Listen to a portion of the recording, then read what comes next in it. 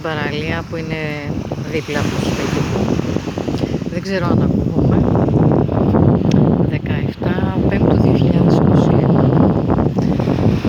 Βγήκα να κάνω το περίπατό μου, το διαλογισμό μου και θέλω να μοιραστώ μαζί σας αυτά τα πανέμορφα εκπληκτικά χρώματα που δεν με αφήνουν να φύγω, να επιστρέψω στο σπίτι μου.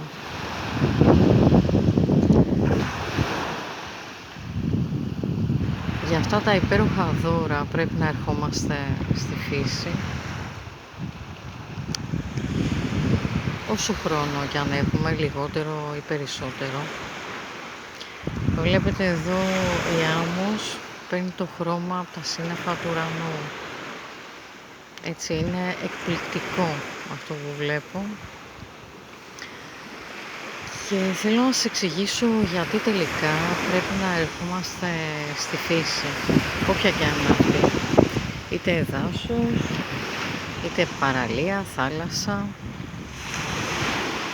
είτε αν βλέπουμε μόνο ουρανό ή μόνο γη εκεί που είμαστε και τίποτα άλλο. Εκτός όλων των άλλων των γνωστών που ακούμε για την επικοινωνία μας με τη φύση, για την χαλάρωση και όλα αυτά, γιατί χρειάζομαστε αυτά τα χρώματα. Αυτά τα χρώματα της φύσης είναι τα χρώματα των τσάκρα μας, τα χρώματα των κέντρων μας.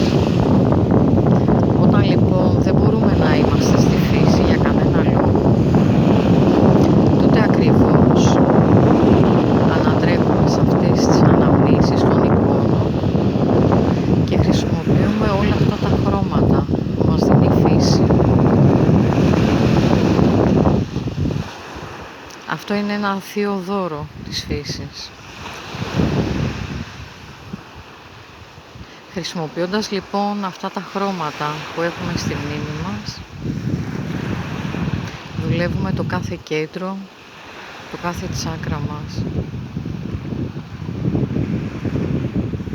Όχι μόνο εκεί που επέρχεται ισορροπία για το εκάστοτε κέντρο, δηλαδή κέντρο βάσης κόκκινο, πορτοκαλί, κίτρινο και ούτω καθεξής από κάτω προς τα πάνω, αλλά και σε κάποια άλλα σημεία που αισθανόμαστε διαισθητικά ότι υπάρχει ανάγκη για το συγκεκριμένο χρώμα, τη συγκεκριμένη απόχρωση. Οι αποχρώσεις έχουν πολύ μεγαλύτερη σημασία από το ίδιο το χρώμα, το καθαρό.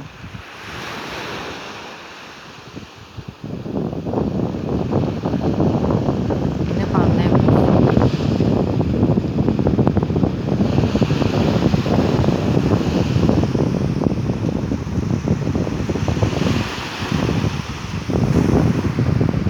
Όλο αυτό που σας δείχνω είναι γύρω όλη η παραλία και είμαι ακριβώς στο κέντρο εντελώς μόνη, δεν υπάρχει ψυχή.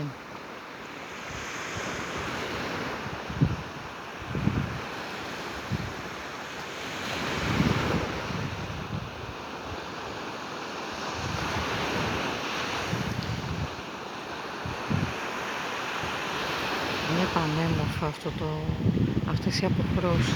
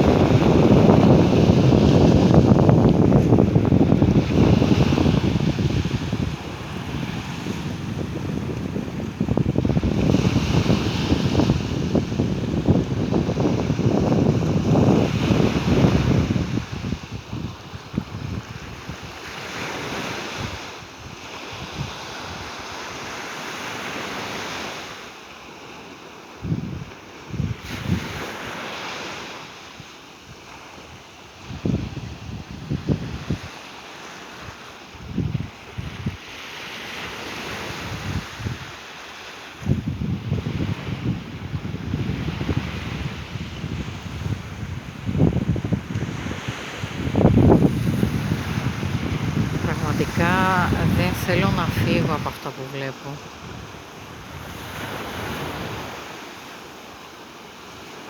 Αλλά τώρα ήρθε κόσμος και φωνάζει. Δυστυχώς. Λοιπόν, σας φιλώ γλυκά. Καλή συνέχεια σε ό,τι κάνετε.